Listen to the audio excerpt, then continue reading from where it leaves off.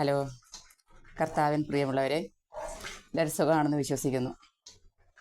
ദൈവസന്നിധിയിൽ ഇന്നൊരു പ്രഭാതം കൂടി ദൈവം നമുക്ക് തന്നതിനെ നമുക്ക് സ്തുതിക്കാം. കർത്താവിൻ്റെ നാമം വാഴ്ത്തപ്പെടുമാറാകട്ടെ. എല്ലാവർക്കും സുഖമാണല്ലോ. നല്ല മഴയൊക്കെയാണല്ലേ, ചൂടുകാലമൊക്കെ പോയി സുഖമായിട്ടിരിക്കുന്നു അല്ലേ? അങ്ങനെ ഇരിക്കട്ടെ, സന്തോഷമാണല്ലേ? ഇന്ന് നല്ല ഇരുട്ടൊക്കെ ആയതുകൊണ്ടൊന്നും തിരിയുന്നില്ല, വചനമൊക്കെ എങ്ങനെ വായിക്കുന്ന അറിയത്തില്ല. ഇന്നെന്താണ് നമ്മുടെ ചിന്താ വിഷയം? ദൈവസന്നിധി ദൈവവചനം കേട്ട് അത് വേണ്ടതുപോലെ പ്രവർത്തിക്കാൻ പറ്റാത്ത നമ്മളെപ്പോലുള്ള കുറച്ച് നല്ല ആൾക്കാരുടെ കാര്യങ്ങളാണ് ഞാൻ പറയാൻ ആഗ്രഹിക്കുന്നത്. എന്താണെന്ന് വെച്ചാൽ, നമ്മളെന്നും പ്രാർത്ഥിക്കും, പള്ളിയിൽ പോകും, അതുപോലെ ദൈവകാര്യങ്ങളിലൊക്കെ നല്ല ശ്രദ്ധാലുക്കളാണ് നമ്മൾ. എന്നാൽ അത് വേണ്ടതുപോലെ ഉപയോഗപ്പെടുത്തുന്നില്ല എന്നുള്ളതാണ് ഇന്നെൻ്റെ വിഷയം. അത് എത്ര പേർക്ക് ഇഷ്ടപ്പെടുമെന്ന് അറിയില്ല. ഇഷ്ടം നോക്കിയല്ലല്ലോ നമ്മൾ വചനം പറയുന്നത്, അല്ലേ? അതൊരു കാര്യത്തിൽ പ്രത്യേകതയുണ്ട്. അപ്പം എല്ലാവരും ഇന്നത്തെ ഈ വചനം ശ്രദ്ധിക്കണം. അതായത്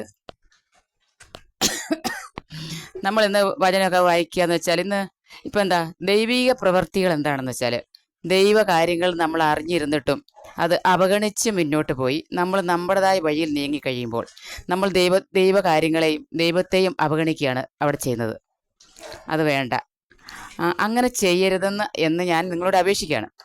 പ്രത്യേകിച്ച് ഇപ്പം ഒന്ന് ഓർത്ത് നോക്കിയാൽ, നമ്മൾ ഇന്ന് പള്ളിയിൽ പോവുകയാണ്, നല്ലൊരു വചനം കേട്ടു, ആ വചനത്തിൽ നമ്മുടെ ജീവിതം തട്ടുന്ന രീതിയിൽ എന്തെങ്കിലും ഒരു രീതിയിലാണ് വചനം പറയുന്നതെങ്കിൽ നമ്മൾ നമ്മുടെ ജീവിതമായിട്ട് താരതമ്യപ്പെടുത്തി നോക്കണം.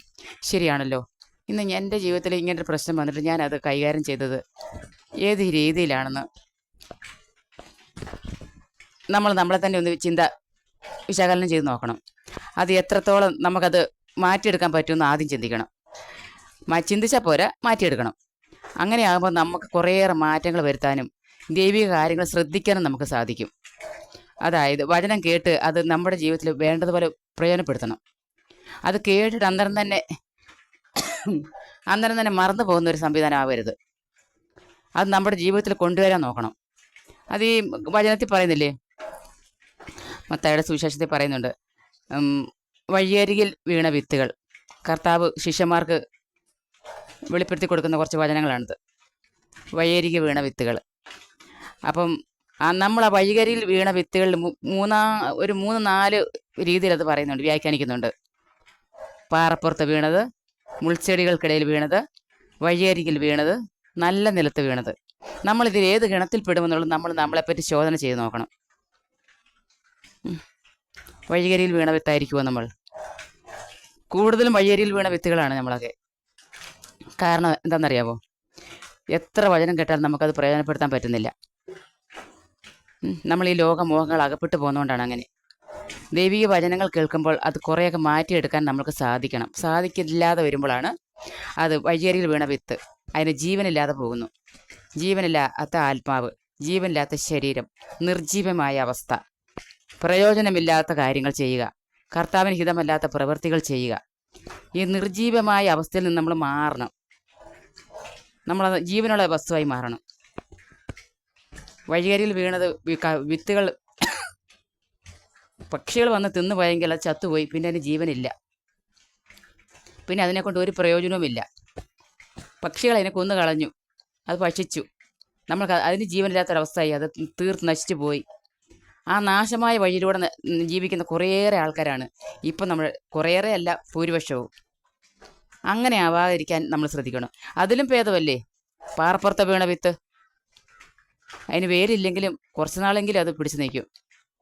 എന്നാലും വെയിലടിക്കുമ്പോൾ, അതായത് ജീവിതത്തിൻ്റെ പ്രശ്നങ്ങൾ നേരിടുമ്പോൾ, കഠിനമായ ബുദ്ധിമുട്ടുകൾ വരുമ്പോൾ, യാതനകൾ വരുമ്പോൾ, കഷ്ടപ്പാടുകളും ദുരിതങ്ങളും വരുമ്പോൾ, അതാണ് വെയിൽ. വാടിക്കരിഞ്ഞു പോകും, പിടിച്ചു നിൽക്കാൻ പറ്റാത്തൊരവസ്ഥ. അങ്ങനെയുള്ളൊരു ആത്മഹത്യയൊക്കെ ചെയ്യും. ഇപ്പോൾ കാണുന്നില്ലേ, ഈ നമ്മൾ ഈ വയനാടൻ പ്രദേശങ്ങളിലൊക്കെ കാണത്തില്ലേ, കർഷകർ ലോൺ എടുത്തു കൃഷികളൊന്ന് ചെയ്തു, നഷ്ടങ്ങൾ വരുമ്പോൾ, ലോൺ അടയ്ക്കാൻ നിവർത്തിയില്ല വരുമ്പോൾ ആത്മഹത്യ ചെയ്യുക. അതൊരു പരിഹാരമാണോ? നല്ല നിലത്ത് വീണ വിത്തായിരുന്നെങ്കിൽ അങ്ങനെ ചെയ്യുമോ? വന്നെടുത്ത് വെച്ച് കാണട്ടെ, അല്ലെങ്കിൽ ദൈവസന്നിധിയിൽ സമർപ്പിക്കണം. ദൈവം നമുക്ക് പരിഹാരം ചെയ്തു തരാതിരിക്കുമോ? ദൈവം നമുക്കൊരു വഴി കാണിച്ചു തരാതിരിക്കുമോ? ആത്മഹത്യ തേടിയാൽ നമ്മുടെ ജീവിതം രക്ഷപ്പെടും. ആത്മഹത്യ ചെയ്തു കഴിഞ്ഞാൽ ആ മനുഷ്യന്റെ ആത്മാവും നരകത്തിൽ പോകും, ആ കുടുംബത്തിന് പേര് ദോഷവും കടങ്ങൾ മിച്ചവും. എന്തെങ്കിലും ഒരു നേട്ടം അതിലുണ്ടോ? ഇരട്ടിക്കിരട്ടി ബാധ്യതകൾ മിച്ചവും. പാറപ്പുറത്ത് വീണ് വിത്തുകളാവരുത്. പിന്നെ മുൾച്ചെടികൾക്കുള്ളിൽ പ്രശ്നങ്ങൾ, എന്തെല്ലാം പ്രശ്നങ്ങൾ എന്നാലും ഞെരുങ്ങി ഞെരുങ്ങി ഞെരുങ്ങി ഞെരുങ്ങി ഞെരുങ്ങി മുന്നോട്ട് നമ്മൾ എങ്ങനെയെങ്കിലും നീങ്ങാൻ നോക്കും. മുള്ളും മുൾച്ചെടികളും. ആദാത്തിനെ ഹവ്വായും ഏതാണ്ട് തൊട്ടുനിന്ന് പുറത്താക്കിയപ്പോൾ കർത്താവ് പറഞ്ഞു, നിനക്ക് വേണ്ടി ഞാൻ മുള്ളും മുൾച്ചെടികളും മുളപ്പിക്കും.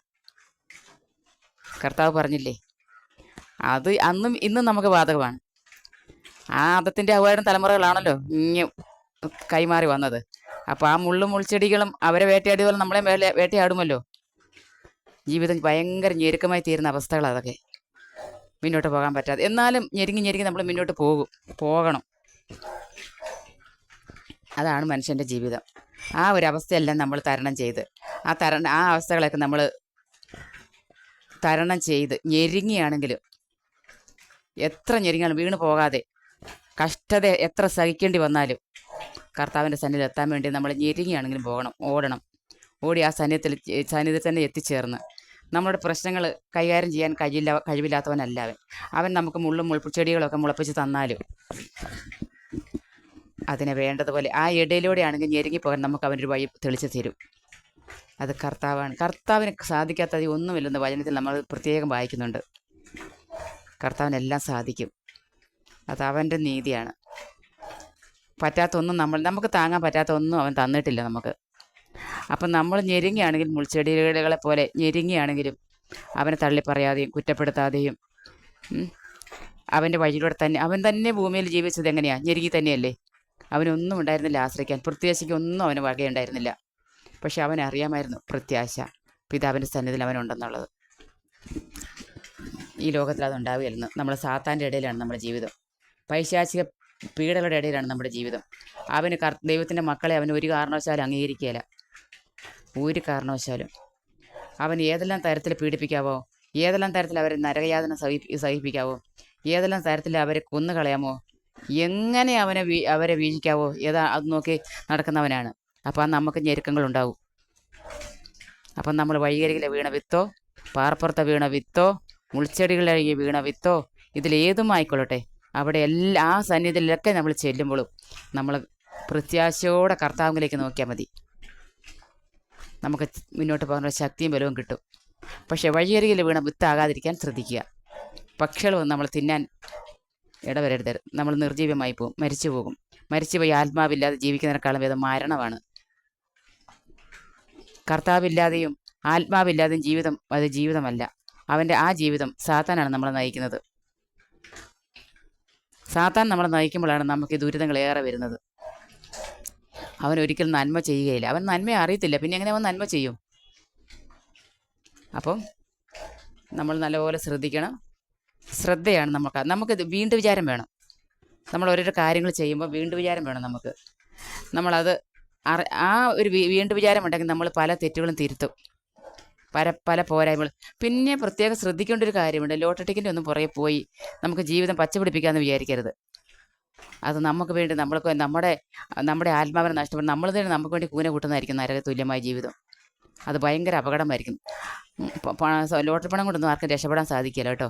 അത് നല്ലപോലെ ശ്രദ്ധിക്കണേ. അത് അപകടം. നമ്മൾ സാത്താൻ്റെ കയ്യിലോട്ട് വെച്ച് കൊടുക്കുന്നു. അവൻ്റെ സമ്പത്തിന് നേരെ കൈ നീട്ടി അവൻ്റെ ജീവിതത്തിലേക്ക് നമ്മൾ ഇറങ്ങി ചെല്ലുന്നത് പോലെ ആയിപ്പോവും. അതുതന്നെയാണ് സംഭവം. അപ്പം നമ്മൾ ഒരിക്കലും കരകയറുകയില്ല അവിടെ നിന്ന്. ഒന്നിനൊന്ന് നമുക്ക് ആവലാതികൾ വന്നുകൊണ്ടേയിരിക്കും. നമുക്ക് എത്ര കിട്ടിയാലും നമുക്ക് തൃപ്തികരമായിരിക്കുകയില്ല, നമുക്ക് തികയുകയില്ല. നമ്മുടെ ആവശ്യങ്ങൾ വർദ്ധിച്ചുകൊണ്ടിരിക്കും. അത് നമ്മളെ കൂടുതൽ അപകടത്തിൽ വീഴ്ത്തും. ശ്രദ്ധിച്ചാൽ അത് അവരവർക്ക് നല്ലത്. അങ്ങനെ നമ്മൾ അധ്വാനിച്ച് നമ്മൾ തന്നെ കഷ്ടപ്പെട്ട് നമ്മൾ തന്നെ ജീവിക്കുന്ന ആ കാശുകൾക്കാണ്, ആ കിട്ടുന്ന സമ്പത്തിനാണ് നമുക്ക് തൃപ്തി ഉണ്ടാവുക, സമാധാനമുണ്ടാവുക. ദൈവമക്കൾക്ക് അത് ആലോചിച്ച് മനസ്സിലാക്കാവുന്നതേ ഉള്ളൂ. നമ്മൾ സാമ്പത്തിക ബുദ്ധിമുട്ടുകൾ വരുമ്പോൾ, കഷ്ടപ്പാടുകളും ദുരിതങ്ങളും വരുമ്പോൾ ഉണ്ടാവും. കഷ്ടപ്പാടുകളും ദുരിതങ്ങളും ഉണ്ടാവുമെന്ന് കർത്താവ് പറഞ്ഞിട്ടില്ലേ? എൻ്റെ നാമനിമിത്തം നിങ്ങൾക്ക് ഞെരുക്കമുണ്ടാകുമെന്ന് കർത്താവ് പറഞ്ഞിട്ടില്ലേ? അപ്പം പിന്നെ നമ്മളത് പ്രതീക്ഷിച്ച് വേണ്ടി മുന്നോട്ട് പോകാൻ. അതാണല്ലോ നമ്മുടെ ജീവിത ലക്ഷ്യവും. കർത്താവ് പറഞ്ഞ വാക്കുകൾ നമ്മൾ തരണം ചെയ്ത് മുന്നോട്ട് പോകാൻ നമുക്ക് ആ ഒരു പ്രത്യാശയില്ലെങ്കിൽ നമുക്ക് മുന്നോട്ട് പോകാൻ സാധിക്കുകയില്ല. നമ്മൾ ഇരുട്ടത്ത് തപ്പിപ്പോവും, അന്ധകാരത്തിലാണ്ട് പോകും. നമുക്ക് പ്രത്യാശിക്കാൻ ഭാഗ്യമില്ലാതെ ഇരുട്ടത്തായി പോകും. അത് കർത്താവിൻ്റെ വചനം തിരിച്ചറിയാതെ വരുന്ന ദൈവമക്കൾക്കാണ് അങ്ങനത്തെ ബുദ്ധിമുട്ടുകൾ ഉണ്ടാകുന്നത്. കർത്താവിൻ്റെ വചനം തിരിച്ചറിഞ്ഞു കഴിഞ്ഞാൽ, കർത്താവ് നമുക്ക് തന്നത് ആ പറഞ്ഞ ഓരോരോ വാക്കുകൾ നമ്മൾ ഓർത്താൽ, നമുക്ക് ഈ ഞെരുക്കങ്ങൾ ഉണ്ടാകുമെന്നും ഇത് നമ്മുടെ ജീവിതത്തിൽ ഉണ്ടാകുന്ന പ്രശ്നങ്ങളാണെന്നും നമ്മളിത് നേരിടാൻ ബാധ്യസ്ഥരാണെന്നും കർത്താവാണ് നമ്മുടെ ലക്ഷ്യമെന്നും ആ ലക്ഷ്യത്തിൽ നമ്മൾ ചേരണമെങ്കിൽ നമ്മൾ ഒത്തിരി കല്ലും മുളകും താണ്ടി കുണ്ടും കുഴികളൊക്കെ കടന്ന് നമ്മൾ മുന്നോട്ട് പോകണമെന്ന് നമ്മൾ അറിയണം. അപ്പം നമ്മൾ ആ വചനത്തെ മുൻമുറുകെ പിടിച്ചു കഴിഞ്ഞാൽ നമുക്കത് തരണം ചെയ്ത് മുന്നോട്ട് പോകാനുള്ള ശക്തി നമുക്ക് പരിശുദ്ധാത്മാവ് തരും. അല്ലാതെ നമ്മൾ തന്നെ വിചാരിച്ചാൽ നമ്മൾക്കത് സാധിക്കുകയില്ല. നമ്മൾക്ക് പ്രത്യാശ തന്നിട്ടില്ല ദൈവം. ആ പ്രത്യാശയിലേക്ക് നോക്കണം. അപ്പം നമ്മുടെ ഈ കഷ്ടതകൾ നമുക്ക് മുന്നോട്ട് തരണം ചെയ്യാൻ പറ്റും. നമുക്ക് വരാനിരിക്കുന്ന ആ വലിയ ദൈവമഹത്വം കർത്താവിനോട് കൂടെ ആയിരിക്കണം. ആ നിത്യയിൽ ചേരുമ്പോൾ നമുക്ക് അവിടെ എത്തിച്ചേരാനുള്ള ആ പ്രത്യാശയിലേക്ക് നമ്മൾ നോക്കുമ്പോൾ നമുക്ക് ഈ ദുരിതങ്ങളൊക്കെ നിസ്സാരമായിരിക്കും. വരാനിരിക്കുന്ന മഹത്വത്തെ ഓർക്കുമ്പോൾ ഈ ഭൂമിയിലെ ഇപ്പോഴത്തെ ഈ പ്രശ്നങ്ങൾ നമുക്ക് നിസ്സാരമായി തോന്നും. അപ്പം നമ്മൾ വിചാരിക്കും, അയ്യോ അതൊന്നും അത്ര വലിയ കാര്യമായിരുന്നില്ല, കർത്താവിനോട് കൂടെ ആയിരിക്കാൻ വേണ്ടിയല്ലേ, ഇതിലും വലുത് സഹിക്കാൻ ഞങ്ങൾ തയ്യാറാണെന്ന്. പക്ഷേ ദുരിതങ്ങൾ വരുമ്പോൾ നമ്മൾ പ്ലേറ്റ് മറിക്കും. അപ്പോൾ തുടങ്ങും നമ്മുടെ തനി സ്വഭാവങ്ങളൊക്കെ പുറത്തേക്ക് വരും. അപ്പോൾ അത് നമ്മൾ മാറ്റിയെടുക്കുകയാണ് വേണ്ടത്. അപ്പോൾ നമ്മൾ വഴിയരികിൽ വീണ വിത്താകരുത്, മുൾച്ചെടികളിൽ വീണ വിത്താകരുത്. എല്ലാവരും അങ്ങനെ തന്നെയാണ്. ആകരുതെന്ന് നമ്മൾ പറഞ്ഞാൽ പോലും നമ്മൾക്കത് അങ്ങനെ ആയിപ്പോകും. കാരണം നമ്മുടെ ദുരിതങ്ങളും ക്ലേശങ്ങളും നമ്മളെ ആ വഴിയിലേക്ക് ആക്കി ഞെരുക്കി കളയും. കഴിയുമെങ്കിൽ കുന്നുകളയും. ആ ഞെരുക്കുന്ന മുള്ളുകൾ നമ്മളെ കുന്നുകളയാനും മടിക്കുകയില്ല. അവിടെ നിന്ന് നമ്മൾ പ്രത്യാശയിലേക്ക് നോക്കുക, ക്രൂശിതനായവനിലേക്ക് നോക്കുക, അവൻ്റെ ജീവിതത്തിലേക്ക് നമ്മൾ നോക്കുക. നമ്മൾക്ക് സാധിക്കും. നമുക്കത് സാധിച്ചല്ലേ മതിയാവുള്ളൂ. ഇല്ലെങ്കിൽ പിന്നെ നമ്മുടെ ജീവിതമായിട്ട് നമുക്ക് എന്ത് മേന്മയുള്ളത്? നമ്മൾ ക്രിസ്ത്യാനിയാണെന്ന് പറയുന്നതിൽ എന്ത് അർത്ഥമാണുള്ളത്? നമ്മൾ ക്രിസ്തുവിൻ്റെ കുരിശിനെ നമ്മൾ താങ്ങി അത് വഹിച്ചു എന്ന് പറയാനുള്ള എന്ത് യോഗ്യത നമുക്കുള്ളത്? നമ്മൾക്കതില്ല. ഉണ്ടായിരുന്നെങ്കിൽ നമ്മൾ ഈ വഴിയരികളിൽ വീണ വിത്താകുകയില്ല, മുൾച്ചെടികളിൽ വീണ വിത്താകുകയില്ല, ഞെരുക്കുന്ന വിത്താകുകയില്ല, പിന്നെ പാറപ്പുറത്ത് വീണ വിത്തുമാകുകയില്ല. വാടിപ്പോകരുത്, പിടിച്ചു നിൽക്കണം. ആ പവർ നമുക്ക് തരും. ആരാന്നറിയാമോ? പരിശുദ്ധാത്മാവ്. ഞാൻ പോയില്ലെങ്കിൽ സഹായകന് നിങ്ങൾക്ക് കിട്ടുകയില്ലെന്ന് കർത്താവ് പറഞ്ഞിട്ടില്ലേ? പരിശുദ്ധാത്മാവായ സഹായനെ നമുക്ക് തരാൻ വേണ്ടിയാണ് കർത്താവ് ക്രൂശിലേറിയത്, ആ വേദന സഹിച്ചത്, ആ രക്തം ചിന്തിയത്, പിശാചുക്കളുടെ പിടിച്ചു നിൽക്കാൻ ഇതൊക്കെ മാർഗമുള്ളൂന്ന് കർത്താവിന് അറിയാമായിരുന്നു. അതിന് വഴി ഒരുക്കി നമ്മുടെ പാവങ്ങളുമാണ്. ഭൂമിയിലായിരിക്കുമ്പോൾ നമുക്ക് പാവങ്ങളുണ്ട്, ദുരിതങ്ങളുണ്ട്, കഷ്ടതകളുണ്ട്, എല്ലാം നമുക്ക് ഉണ്ടാകും. അപ്പോൾ നമ്മൾ പതറിപ്പോകരുത്, വീണു പോകരുത്. ക്ലേശങ്ങൾ വരുമ്പോൾ ബലമുള്ളവനെ നോക്കുക, ശക്തനായവനെ നോക്കുക. അവൻ നമുക്ക് വഴിയും സത്യവും ജീവനുമല്ലേ.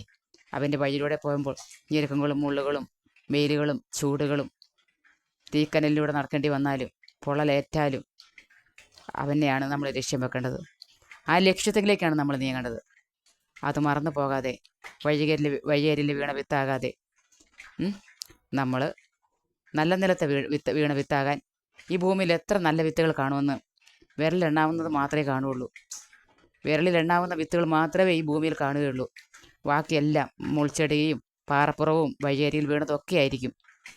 110% പോലും നല്ല നിലത്ത് വീണിട്ടുണ്ടാകുകയില്ല. അത് ഉറപ്പാണ്.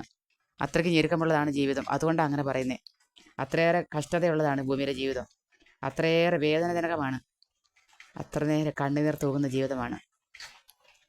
ഈ ഭൂമിയിലേക്ക് വന്ന നമ്മൾ, ഈ കഷ്ടതയിലേക്ക് വന്ന നമ്മൾ കർത്താവിനേക്കും അവിടുത്തെ രക്ഷയിലേക്കും നോക്കിയാൽ സർവ്വതും ശുഭമാക്കാൻ നമുക്ക് പരമാവധി ശ്രമിക്കണം. അതത്ര എളുപ്പമുള്ളതല്ല. നമ്മൾ ആഞ്ഞു പിടിച്ചാൽ നമ്മളെക്കൊണ്ട് കുറേയേറെ നമ്മൾ ഞെരുക്കമുള്ള മുൾച്ചെടിയിൽ വീണ വിത്തെങ്കിലും ആകാൻ നമ്മൾക്ക് കഴിയണം. ഞെരുങ്ങിയാണെങ്കിലും ഇഴഞ്ഞാണെങ്കിലും ആ കാൽച്ചുവട്ടിൽ എത്തിച്ചേരാൻ നമ്മൾ ആഞ്ഞു ശ്രമിക്കണം. അതാണ് നമ്മൾ ചെയ്യേണ്ടത്. നമുക്ക് ഇന്നത്തെ വചനം വായിക്കാം.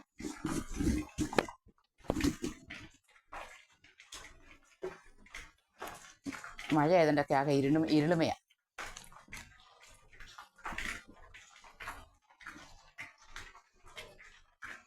മത്തായി എഴുതിയ സുവിശേഷം 13-ാം അധ്യായം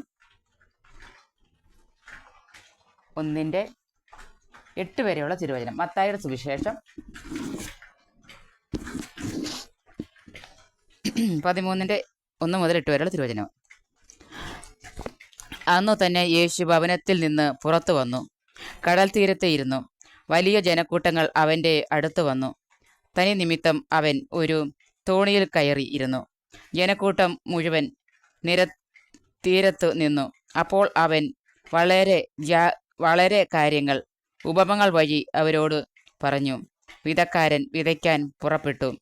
അവൻ വിതച്ചപ്പോൾ വിത്തുകളിൽ കുറെ വഴിയരികിൽ വീണു. പക്ഷികൾ വന്നു അത് തിന്നു. ചിലത് മണ്ണ് അധികമില്ലാത്ത പാറമേൽ വീണു. മണ്ണിന് ആഴമില്ലാതിരുന്നതിനാൽ അത് പെട്ടെന്ന് മുളച്ചു പൊങ്ങി സൂര്യനുദിച്ചപ്പോൾ അത് വെയിലേറ്റു വാടുകയും വേരില്ലാതിരുന്നതിനാൽ കരിഞ്ഞു പോവുകയും ചെയ്തു. അത് എന്തുകൊണ്ടെന്നറിയാം? വചനം കേൾക്കും, അപ്പോൾ നമ്മൾ സന്തോഷത്തോടെ സ്വീകരിക്കും, അതിൽ വിശ്വസിച്ചു അത് തന്നെയാണ് നമ്മുടെ ജീവിത ലക്ഷ്യം, അങ്ങനെയാണ് ഇങ്ങനെയാണെന്നൊക്കെ നമ്മൾ ഭയങ്കരമായി സന്തോഷിക്കും. കുറച്ച് കഴിയുമ്പോൾ ജീവിതമാകുന്ന കഷ്ടതകൾ വരുമ്പോൾ, ദുരിതങ്ങൾ വരുമ്പോൾ നമ്മളതെല്ലാം മറന്നു പോകും. അതെല്ലാം മറന്നുപോയി പിന്നെ നമ്മൾ പിറുപിറുക്കാനും കഷ്ടതയെപ്പറ്റി പരിതപിക്കാനും പിന്നെ കരയാനും പിഴിയാനും തള്ളിപ്പറയാനും കുറ്റപ്പെടുത്താനും വചനത്തെ പറ്റി ചിന്തിക്കുക പോലും ഇല്ലാത്ത രീതിയിൽ നമ്മൾ പോകും. അതാണ് പാറപ്പുറത്ത് വീണ ആഴമില്ലാത്ത വിത്ത്. അങ്ങനെ ആകാതിരിക്കാൻ നമ്മൾ പ്രത്യേകം ശ്രദ്ധിക്കണം. എത്ര ഞെരുക്കങ്ങൾ വന്നാലും മുന്നോട്ട് പോകാൻ തന്നെ തീരുമാനിക്കണം. അതാണ് പാറപ്പുറത്ത് വീണ വിത്താകാതിരിക്കാൻ ശ്രദ്ധിക്കുക. ചെയ്തു. വേറെ ചിലത് മുൾച്ചെടികൾക്കിടയിൽ വീണു. മുൾച്ചെടികൾ വളർന്നു അതിനെ ഞെരുക്കിക്കളഞ്ഞു. അതാണ് സാത്താനാകുന്ന മുൾച്ചെടി. അവൻ എത്ര ഞെരിക്കാലും നമ്മൾ ബലത്തോടെ പിടിച്ചു നിൽക്കണം. എങ്കിലും അത് കർത്താവിൻ്റെ കരം നമ്മുടെ കൂടെ ഉണ്ടാവും. വളർന്നു അതിനെ ഞെരുക്കിക്കളഞ്ഞു. മറ്റു ചിലത് നല്ല നിലത്ത് വീണു. അത് 100 മേനിയും 60 മേനിയും 30 മേനിയും വിളവ് നൽകി. ചെവിയുള്ളവൻ കേൾക്കട്ടെ. അപ്പോൾ നല്ല നിലത്ത് വീണ വിത്ത്, എല്ലാ വിത്തും നല്ല നിലത്ത് വീണിരുന്നെങ്കിലോ? നമ്മൾ അങ്ങനെ ആഗ്രഹിക്കില്ല. വിതക്കാരൻ നല്ല നിലത്ത് തന്നെ വിതയ്ക്കേണ്ടതല്ലായിരുന്നോ? അതെന്തിനാണ്? കുറേ കൊണ്ടുപോയി മുള്ളിന് ഇടയിൽ വിതറി, കുറേ കൊണ്ടുപോയി പാറമേൽ വിതറി, കുറേ കൊണ്ടുപോയി വഴിയരികിൽ വിതറി. ആ വിത്തുകളെ സൂക്ഷിച്ചാൽ പോരായിരുന്നോ എന്ന് നമുക്ക് ചിന്തിക്കാം, അല്ലേ? നമുക്ക് അങ്ങനെയും ചിന്തിക്കത്തില്ലേ? നമ്മൾ ഇപ്പോൾ ഒരു വയലാണെങ്കിൽ നമ്മൾ ഹൃദയമാകുന്ന വയലിനും വചനമാകുന്ന വയലുമാണ് കർത്താവ് ഉദ്ദേശിച്ചത്.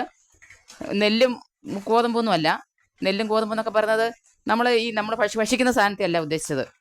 പക്ഷെ നമ്മൾ മനുഷ്യ സഹജമായി നമുക്ക് ചിന്തിക്കത്തില്ലേ? നമ്മൾ ഒരു കുട്ടയ്ക്കകത്ത് നിന്ന് കുറച്ച് നെല്ലെടുത്തുകൊണ്ട് പോയി നമ്മുടെ കണ്ടത്തിൽ വിതയ്ക്കുക. അല്ലെങ്കിൽ പണ്ടത്തെ കാലത്ത് പോനമൊക്കെ ഉണ്ടല്ലോ, ഇപ്പോൾ അതില്ല. അപ്പോൾ നമുക്ക് വിചാരിക്കത്തില്ല നമ്മൾ കയ്യിൽ നിന്ന് ഒരു വിത്ത് പോലും നഷ്ടപ്പെട്ടു പോകരുത്. നമ്മളെ കൊട്ടയ്ക്കകത്ത് ഭദ്രമായി അത് എടുത്തു കൊണ്ടുപോയി കണ്ടത്തിൽ ഇറങ്ങിയിട്ട് ശേഷമല്ലേ അതിൽ നിന്ന് കൈയിട്ട് വാരി നമ്മളത് വിതയ്ക്കുന്നത്. അപ്പോൾ പൂർണ്ണമായും കണ്ടത്തിൽ തന്നെ അത് വീഴുകയില്ലേ? അത് വരമ്പത്ത് വീഴുകയില്ലല്ലോ, വഴിയിലും വീഴുകയില്ലല്ലോ. നമുക്ക് വേണമെങ്കിൽ അങ്ങനെ ചിന്തിക്കാം. നമ്മൾ മനുഷ്യരാണ്, നമ്മൾ അങ്ങനെ ചിന്തിക്കുള്ളൂ. പക്ഷെ ഇത് വചനമാണ്. വചനം വിതയ്ക്കുമ്പോൾ അതിൽ പാളിച്ചകളല്ല, അത് മനുഷ്യരുടെ ഹൃദയങ്ങളെ കർത്താവ് നോക്കുന്നു. നല്ല ഹൃദയങ്ങളുണ്ടാവും, മോശം ഹൃദയങ്ങളുണ്ടാവും, പിന്നെ ദൈവസന്നിധിയിൽ എത്തിച്ചേരാത്ത ഹൃദയങ്ങളുണ്ടാവും. അതാണ് ഹൃദയം വയലും തമ്മിൽ നല്ല വ്യത്യാസമുണ്ട്. അത് ജീവനുള്ള വചനമല്ലേ? അത് വിതയ്ക്കുമ്പോൾ മനുഷ്യർ ഏത് തരത്തിൽപ്പെട്ടവരാണെന്നും അവർ ആ വചനത്തെ എങ്ങനെയൊക്കെ ഉൾക്കൊള്ളുന്നൊന്നും ചിന്തിക്കാൻ മനുഷ്യർക്ക് സാധിക്കില്ല. അതുപോലുള്ള ദുരിതങ്ങളും കഷ്ടതകളൊക്കെ വരുമ്പോൾ മനുഷ്യന്മാർ ഹൃദയമാകുന്ന വയൽ നല്ലതാക്കി എടുക്കാൻ ശ്രദ്ധിക്കണം. അവിടെ കളകളും മുള്ളുകളും പിന്നെ വെയിലേറ്റ് വാടുന്ന പാറപ്പുറവും ആഴമില്ലാത്ത മണ്ണൊന്നും ആകരുത്. നമ്മുടെ ഹൃദയത്തെ ആണ് കർത്താവ് ചൂണ്ടിയത്. അത് ശ്രദ്ധിച്ച് നമ്മുടെ ദൈവസന്നിധിയിൽ കർത്താവിന് പൂർണ്ണമായി നമ്മുടെ ഹൃദയങ്ങളെ വിട്ടുകൊടുത്ത് കർത്താവ് വിതയ്ക്കട്ടെ നമ്മുടെ ഹൃദയത്തിൽ. നമ്മളത് വിട്ടുകൊടുത്താൽ മതി. നമ്മുടെ ഹൃദയം കർത്താവിനെ ഏൽപ്പിച്ചു കൊടുത്താൽ മതി. ദുരിതങ്ങളും കുഴപ്പങ്ങളും കഷ്ടതകളെല്ലാം കർത്താവ് നീക്കിക്കൊള്ളും. അവൻ്റെ വഴിയോടെ നിൽക്കാൻ നമുക്ക് സാധിക്കും. അപ്പോൾ ഇന്നത്തെ വചനം ഇവിടെ പൂർണ്ണമാകുകയാണ്. നമുക്ക് കർത്താവിൻ്റെ സന്നിധിയിൽ ഒരു നിമിഷം കണ്ണടച്ച് പ്രാർത്ഥിക്കാം. കർത്താവായ ദൈവമേ, അങ്ങയുടെ സന്നിധിയിൽ ഈ വചനങ്ങൾ കേട്ടവരുടെ എല്ലാ ഹൃദയങ്ങളും ഈ വചനം വിതയ്ക്കാനും അത് നല്ല ഹൃദയങ്ങളാക്കുവാനും നല്ല വയലാക്കുവാനും നല്ല വയലിൽ നല്ല വിത്ത് വീഴുവാനും കർത്താവെ നീ ഇടയാക്കണമേ. കർത്താവെ, അവരുടെയൊക്കെ ഹൃദയങ്ങളെ കർത്താവിൻ്റെ വചനം സ്വീകരിക്കാൻ പറ്റിയ വയലാക്കി മാറ്റണമേ. കർത്താവായ ദൈവത്തിൻ്റെ നാമം വാഴ്ത്തപ്പെടുമാറാകട്ടെ. പിതാവായ ദൈവത്തിൻ്റെ സ്നേഹവും പുത്രന്റെ സംരക്ഷണവും പരിശുദ്ധാത്മാവിന്റെ കൃപാവരവും എന്നും നമ്മുടെ ഹൃദയങ്ങളിലും നമ്മുടെ ഭവനങ്ങളിലും ഈ വചനം കേൾക്കുന്ന എല്ലാവരുടെ ഹൃദയങ്ങളിലും എത്തിച്ചേരുവാൻ കർത്താവെ നീ അവിടുന്ന് ഇടയാക്കണമേ. പിതാവായ ദൈവത്തിൻ്റെ സ്നേഹം നമ്മുടെ കൂടെ ആയിരിക്കട്ടെ. പുത്രന്റെ സംരക്ഷണം നമ്മുടെ കൂടെ ആയിരിക്കട്ടെ. പരിശുദ്ധാത്മാവിൻ്റെ സഹവാസം നമ്മുടെ ഹൃദയങ്ങളുണ്ടായിരിക്കട്ടെ. നമ്മൾക്ക് നേർവഴി കാണിച്ചു തരട്ടെ. പിതാവിൻ്റെയും പുത്രൻ്റെയും പരിശുദ്ധാത്മാവിൻ്റെയും നാമത്തിൽ ആമേൻ.